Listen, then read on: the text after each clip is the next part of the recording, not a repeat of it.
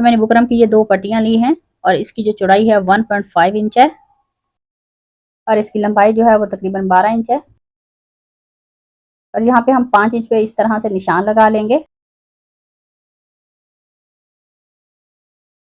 और उसके बाद 1.5 इंच पे एक निशान और लगा लेते हैं और सेंटर में 1 इंच पे निशान लगा लेंगे।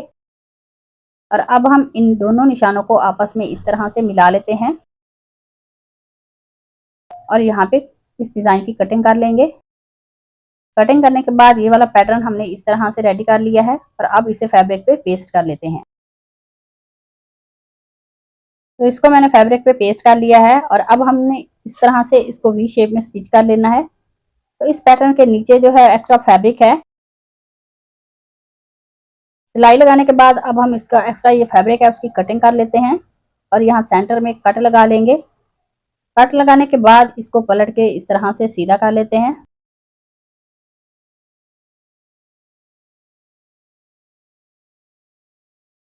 तो इसी तरह से दूसरी पट्टी को मैंने रेडी कर लिया है और अब हम इसके ऊपर एक सिलाई लगा लेते हैं। तो ये वाली सिलाई बुकरम के ऊपर मैंने लगाई है, दूसरे पैटर्न भी लगा लेते हैं।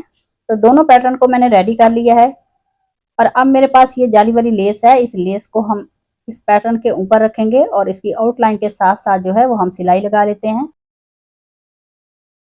तो एक पैटर्न को मैंने इस तरह से स्टिच कर लिया है, दूसरे को भी कर लेते हैं। दोनों को स्टिच करने के बाद इस तरह से लेस को हम सीधा करेंगे और इसके ऊपर एक जोड़ की सिलाई लगा लेते हैं। तो जोड़ पे मैंने सिलाई लगा ली है, तो दूसरे पे भी लगा लेते हैं। तो ये वाला पैटर्न रेडी कर लिया है मैंने और उसके बाद फिर से मैंने फैब्रिक लिया है, इसकी चौड़ाई और लंबाई 2.5 इंच है। इस तरह से इसके ट्रायंगल बना लेते हैं और इसके ऊपर सिलाई लगा लेंगे। तो इसी तरह से बाकी के सारे ट्रायंगल जो हैं उनको स्टिच कर लेते हैं। तो ट्रायंगल मैंने रेडी कर लिया है, इनको अलग कर लेते हैं। अलग करने के बाद इस तरह से एक नीचे ट्रायंगल रखेंगे कंट्रास्ट, उसके सेंटर में सेम और फिर से एक कंट्रास्ट इस तरह से ट्रायंगल रखते हुए इसके ऊपर सिलाई लगा लेते हैं। तो दूसरा पैटर्न भी हम इसी तरीके से रेडी कर लेंगे। तो दोनों पैटर्न रेडी करने के बाद इसका एक्स्ट्रा फैब्रिक मैंने कटिंग कर लिया है और अब हम यहाँ पे ये वाले जो ट्रायंगल है उनको रखेंगे इस वी शेप के अंदर और इसको स्टिच कर लेते हैं।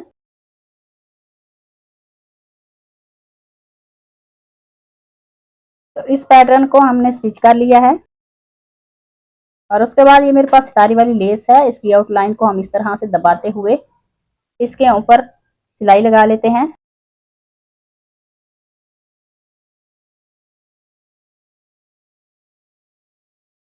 तो ये वाली सिलाई मैंने लगा ली है, दूसरे पे भी हम इसी तरीके से लेस को स्टिच कर लेते हैं। तो ये वाला पैटर्न जो है वो मैंने रेडी कर लिया है और इसकी जो चौड़ाई रेडी हुई है वो तकरीबन 2 इंच में 1 सूत्र कम है। और अब हम नेक की कटिंग कर लेते हैं। तो पहला निशान नेक पे हम लगाएंगे 3 इंच पे चौड़ाई में और उसके बाद 1.25 इंच पे हम एक निशान लगा लेते हैं और नेक की जो लेंथ है वो रखेंगे 10.5 इंच। यहाँ पे निशान लगा लेंगे और एक निशान चौड़ाई में लगा लेते हैं 1 इंच से 1 सूत्र कम। तो यहाँ पे हम कटिंग कर लेते हैं इस निशान तक और उसके बाद यहाँ से लेके ये ऊपर वाले निशान को हम इस तरह से मिला लेंगे और इसकी कटिंग कर लेते हैं।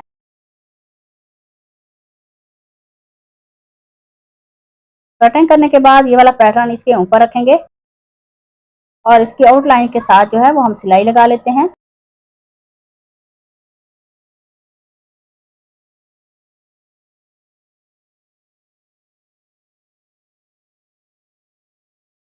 तो जहां तक हमने नेक की कटिंग की है उससे तकरीबन ½ इंच नीचे हम इस सिलाई को इस तरह से लगाते हुए धागे को कट करते हैं। तो सेम इसकी दूसरी साइड पे भी हम इसी तरीके से इस पैटर्न को स्टिच करेंगे।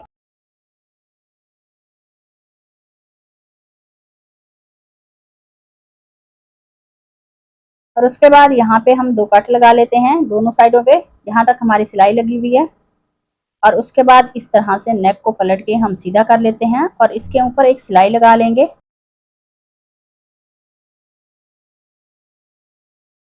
तो यहाँ तक हम एक साइड की सिलाई लगा लेते हैं तो दूसरी तरफ भी सेम इसी तरीके से सिलाई लगा लेंगे।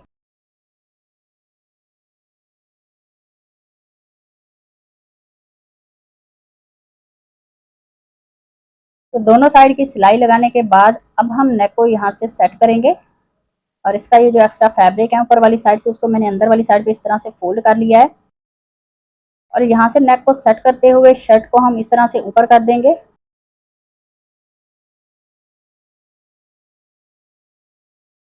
और यहाँ पे एक सीधी सिलाई लगा लेंगे।